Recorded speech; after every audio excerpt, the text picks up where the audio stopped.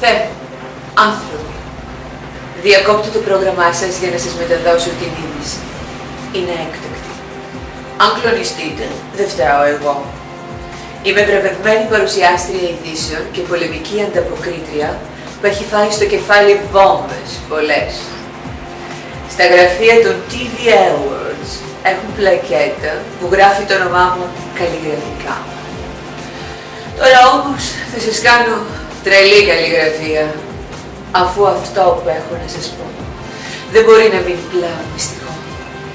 Είναι βαρύ, είναι σοκ, είναι αλήθεια.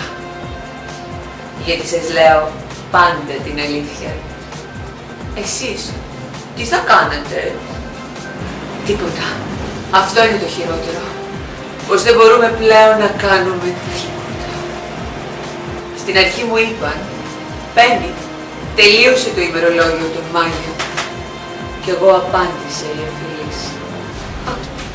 Καλά, πώς κάνετε έτσι, θα πάρουμε άλλο. Δεν ήξερα.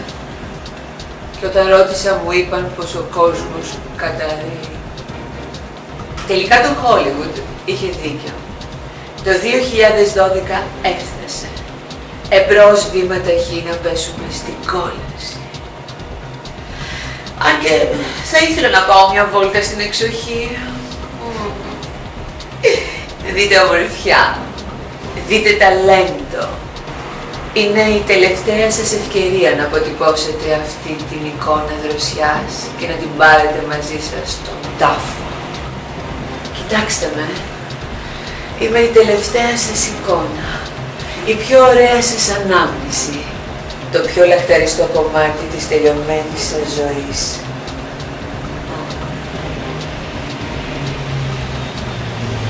Αντίο. Θα σας δω στην κόλαση.